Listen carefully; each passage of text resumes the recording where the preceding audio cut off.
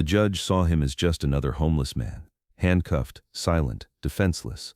But when the courtroom doors opened and an admiral walked in, he approached that handcuffed man and whispered, "We've been looking for you, sir, for 25 years." In that moment, everyone's blood ran cold. Welcome to People's Journal Stories. Before we begin this incredible story of recognition and honor, tell us in the comments what city you're watching from today. And if you believe stories like this deserve to be told, hit that subscribe button and turn on notifications. Because sometimes the greatest heroes are found in the most unexpected places. The Seattle Municipal Courthouse saw hundreds of cases every week: petty theft, public disturbance, vagrancy. Judge Margaret Thornton had presided over this courtroom for 12 years, and she thought she'd seen everything. Until that rainy Thursday morning in October 2023. Case number 2023-47291 was scheduled for 9:30 a.m., public intoxication and trespassing. The defendant was listed simply as John Doe, no identification, no address, no next of kin. He'd been found sleeping in Pioneer Square, allegedly drunk and combative when police tried to move him along. When they brought him in, Judge Thornton barely glanced up from her paperwork. Another street person, another routine hearing. He was older, maybe mid-70s, with gray hair that hadn't seen a barber in months. His clothes were worn and dirty, an old military surplus jacket, faded jeans, boots held together with duct tape. The orange jumpsuit they'd given him in holding was too big, making him look even smaller and more frail. His public defender, a young woman named Jessica Martinez, had tried to interview him the night before but got nowhere. The man hadn't spoken a single word since his arrest. Not his name, not his story, nothing. He just sat quietly, staring at his hands, as if he'd accepted whatever fate awaited him. "Your Honor," Jessica began as the hearing started. "My client appears to be suffering from possible dementia or trauma. He hasn't responded to any questions. I'd like to request a psychiatric evaluation." Judge Thornton looked at the defendant with practiced indifference. She'd heard this before. "Has he been medically cleared?" "Yes, Your Honor.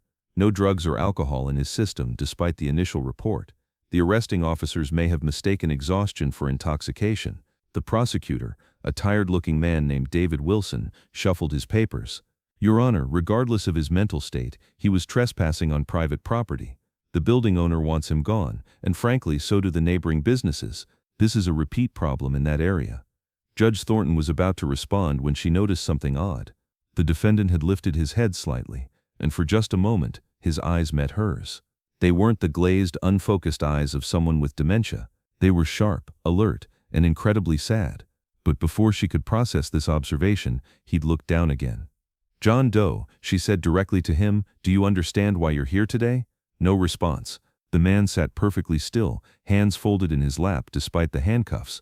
"Your Honor," Jessica interjected, "as I mentioned, he hasn't spoken since his arrest. I really think we need that evaluation." Judge Thornton was growing impatient. Her docket was full, and this silent routine was wasting time. "Wilson, what's the state's recommendation?" "Time served and 30 days community service, Your Honor. Get him into the system, get him some help. It was a routine exchange and a routine hearing." Another nameless person processed through a system designed more for efficiency than justice. Judge Thornton was reaching for her gavel when the courtroom doors opened with a loud creak. Everyone turned to look, expecting a late attorney or perhaps a court reporter. Instead, a man in full naval dress uniform entered the room. His appearance was striking, tall, distinguished, with silver hair and the bearing of someone accustomed to command. The ribbons and decorations on his chest spoke of a long and distinguished career. But what made everyone in the room freeze wasn't his appearance, it was the expression on his face when his eyes found the defendant. Pure shock, followed by something that looked like recognition and profound relief. The Admiral walked purposefully down the center aisle, his footsteps echoing in the suddenly quiet courtroom. Judge Thornton was so surprised she forgot to maintain order. "Excuse me," she finally said, "but this is a closed hearing. You can't just—" The Admiral stopped directly in front of the defendant's table. For a long moment, the two men looked at each other, the distinguished officer in his crisp uniform and the disheveled man in handcuffs. Then, in a voice that carried clearly through the silent courtroom, the Admiral said, "We've been looking for you, sir, for 25 years." The courtroom fell into absolute silence. Even the court reporter stopped typing, her hands frozen over the keys. Judge Thornton stared in bewilderment as the Admiral continued to stand at attention before the defendant. For the first time since his arrest, the homeless man looked up and made direct eye contact.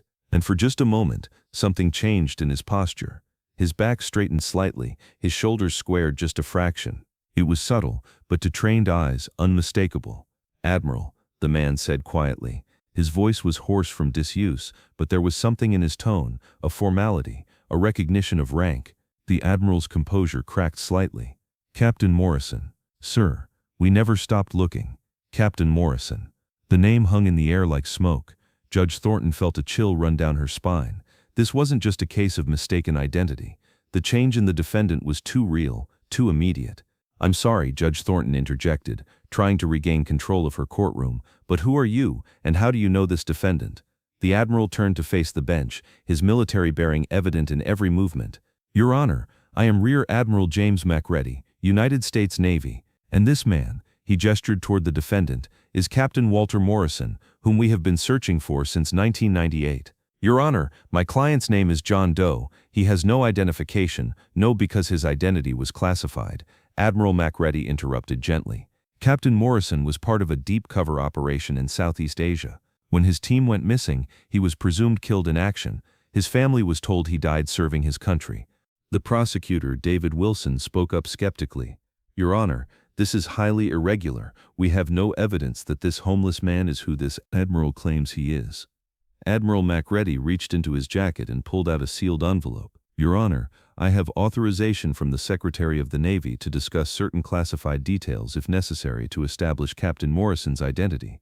Judge Thornton was completely out of her depth. In 12 years on the bench, nothing had prepared her for this moment. "This is unprecedented. I'm going to need to see some identification from you, Admiral, and I'm going to need to verify your authority here." "Of course, Your Honor." Admiral Macready handed her his military ID in the sealed envelope. "But with respect, time is of the essence. Captain Morrison appears to be in poor health, and he's been missing from our protection for far too long." As Judge Thornton examined the Admiral's credentials, she became aware of a commotion in the gallery. Word was spreading quickly through the courthouse.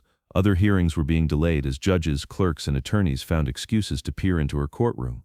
During this pause, the man they'd called John Doe, Captain Morrison, spoke again, his voice barely above a whisper. "How many came back?" Admiral Macready's face tightened with pain. "3, sir. Out of 12. Morrison nodded slowly, as if this confirmed something he'd long suspected. "And the others?" "KIA or MIA?" "Officially MIA, sir." The weight of this exchange was not lost on anyone in the room. These weren't the words of strangers or an elaborate con. This was the conversation of two military men discussing the fate of a unit, a mission, comrades lost. Jessica Martinez was frantically taking notes, trying to process what this meant for her client. "Your Honor, if this is true, if my client is really this Captain Morrison, then obviously the charges against him are irrelevant," Admiral Macready said firmly. "Your Honor, Captain Morrison is under the protection of the United States Navy. He should never have been in civilian custody to begin with." Judge Thornton looked down at the man in question. Gone was the vacant stare, the defeated posture. While still handcuffed, and still in an orange jumpsuit, there was something different about him now. The recognition had awakened something that years of living on the streets had buried but not destroyed. "Captain Morrison," she said carefully, "is this true? Are you who the Admiral says you are?" Morrison was quiet for a long moment. When he spoke, his voice was stronger, clearer. "I haven't been Captain Morrison for a very long time, Your Honor. I've been nobody for so long I almost believed it myself." "But you are Walter Morrison?" "Yes, ma'am. I am. I was Captain Walter Morrison, United States Navy SEALs." The admission seemed to cost him something. He sagged slightly in his chair, as if speaking his real name aloud had opened wounds he'd spent decades trying to heal. Admiral Macready addressed Judge Thornton directly. "Your Honor, I request permission to have Captain Morrison's restraints removed and to arrange for his immediate medical evaluation. He's been declared missing for 25 years. His reappearance is a matter of national security." Judge Thornton was still processing everything. "Admiral, I need to understand what happened. How does a Navy SEAL captain end up homeless and anonymous in Seattle?" Morrison answered before the Admiral could respond. "Because sometimes when you lose everything, you don't want to be found." His words carried a weight that silenced the room. Here was a man who had clearly suffered, who had chosen anonymity over recognition, isolation over community. "Sir," Admiral Macready said gently, "we know about Cambodia. We know what happened to Alpha Team. You did everything you could." Morrison's hands clenched despite the handcuffs. "I left them behind." "You were ordered to evacuate, sir. The intel was wrong. The extraction point was compromised. You couldn't have saved them. I could have stayed." The exchange was painful to witness. Here was a decorated officer carrying survivor's guilt so profound that he'd chosen to disappear rather than face recognition or honors he felt he didn't deserve. Judge Thornton found her voice. "Captain Morrison, how long have you been living on the streets?" Morrison considered the question. 15 years. Maybe 20. Time blurs when you don't want to keep track of it. But before that? Hospitals, mostly. PTSD treatment centers. Therapy that didn't work. Medication that made me feel like a ghost. Eventually, I realized I preferred being an actual ghost. Jessica Martinez, his public defender, was struggling to advocate for a client whose situation had completely changed.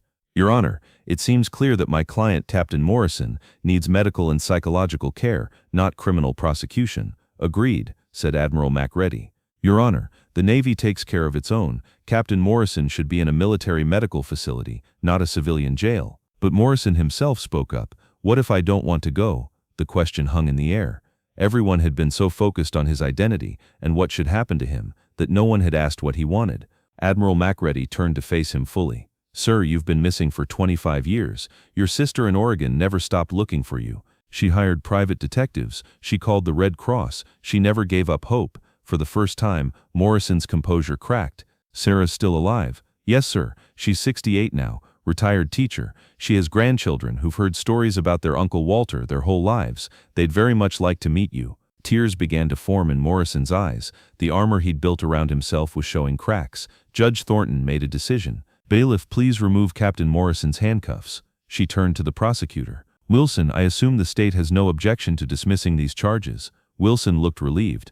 "No objection, Your Honor. This is clearly beyond our jurisdiction." As the handcuffs came off, Morrison rubbed his wrists and looked around the courtroom as if seeing it for the first time. "I don't know if I'm ready," he said quietly. Admiral Macready sat down in the chair beside him, ignoring protocol and formality. "Sir, no one expects you to be ready. 25 years is a long time, but you don't have to do this alone." As word spread through the courthouse, other officials began arriving.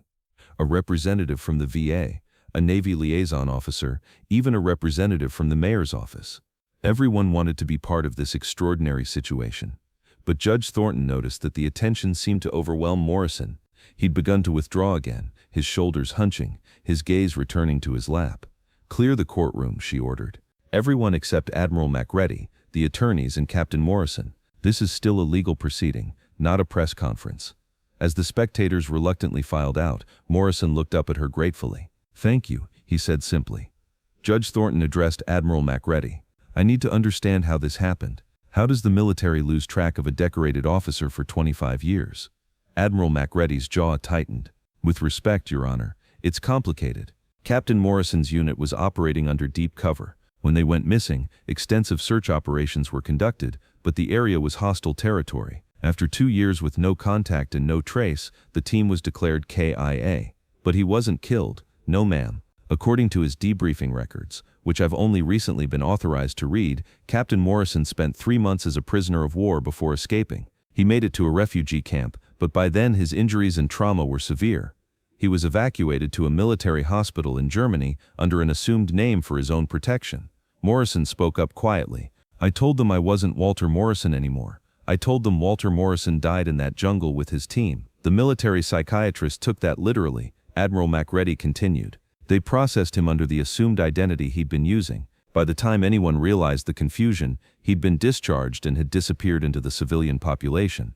Judge Thornton shook her head in disbelief.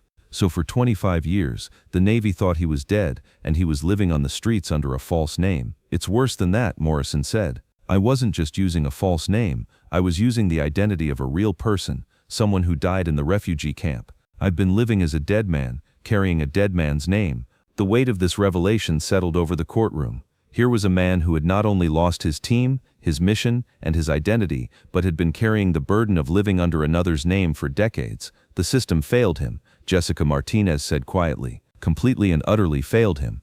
Admiral Macready nodded grimly. "Yes, it did, and that's why I'm here personally. Captain Morrison deserves better from his country." Morrison looked up at the Admiral. "How did you find me?" "Facial recognition software. The Seattle Police Department ran your booking photo through a database that includes military records. It was a long shot. You've aged, your appearance has changed, but the system flagged a potential match. When I saw the photo," he paused. "I served under you in 1997, sir. Just briefly, but I never forgot. The personal connection added another layer to the story. This wasn't just a bureaucratic recovery operation.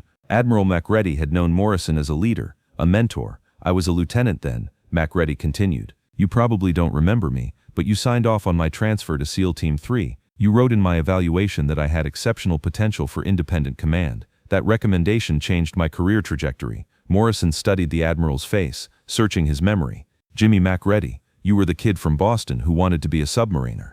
Admiral Macready smiled for the first time since entering the courtroom. Yes, sir. You talked me out of subs and into special operations. Best advice I ever received. Judge Thornton realized she was witnessing something extraordinary. Not just the resolution of a legal case, but the healing of wounds that had been festering for decades. Captain Morrison, she said gently, you have a choice to make. You can continue living as you have been, or you can accept help from the Navy and reconnect with your family. But that choice is entirely yours. Morrison was quiet for a long time. Finally he spoke. I've been dead for so long I don't know how to be alive again. You don't have to figure it out all at once, Admiral Macready said.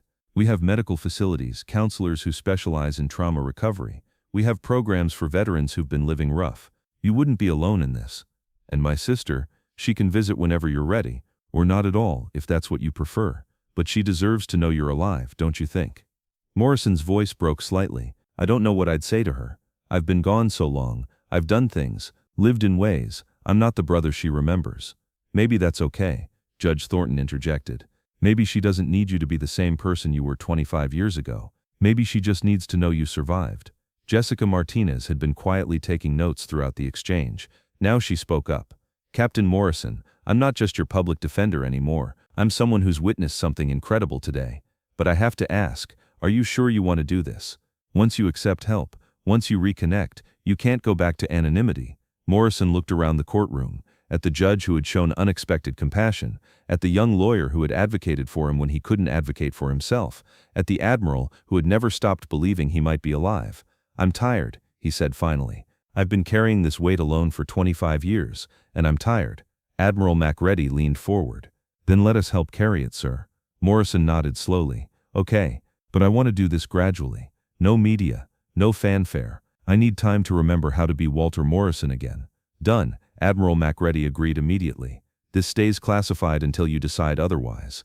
Judge Thornton picked up her gavel, but paused before striking it. Captain Morrison, before I officially dismiss these charges, I want you to know that in 12 years on this bench, I've never seen anything like what happened here today. Your service to this country, your sacrifice, the years you've spent lost in our system, none of it should have happened the way it did. But I'm glad you've been found. Morrison stood up, and for the first time, his military bearing was clearly visible. Despite the orange jumpsuit, despite the years of hardship etched on his face, he stood like the officer he had once been. Thank you, Your Honor, for treating me with dignity when I couldn't remember my own name. As the formal hearing concluded, practical arrangements had to be made. Admiral Macready had anticipated this moment and come prepared. Sir, I have a car waiting outside. We can take you to Naval Hospital Bremerton for a full medical evaluation and debriefing. It's about an hour drive, which will give us time to talk about what comes next. Morrison looked down at his orange jumpsuit. I can't exactly travel like this. Admiral Macready smiled and held up a garment bag he'd brought with him. I took the liberty of bringing a civilian outfit. Nothing fancy, just clothes that fit and are appropriate for travel. The thoughtfulness of this gesture wasn't lost on anyone in the room. The Admiral hadn't just come to identify Morrison, he'd come to bring him home with dignity and tact. There's one more thing, Admiral Macready said, reaching into his briefcase. He pulled out a small wooden box and set it on the table in front of Morrison. These belong to you. Morrison opened the box with trembling hands. Inside were his original dog tags, the ones he'd thought were lost forever. Below them was a purple heart, a silver star, and several other decorations. How, your personal effects were recovered from the insertion point months after you went missing. They've been in storage at Coronado ever since, waiting for you. Morrison picked up his dog tags and read his own name, his own service number. After 25 years of being nobody, here was proof of who he really was. Judge Thornton had to wipe tears from her eyes. Even the bailiff, a tough ex-Marine, was visibly moved.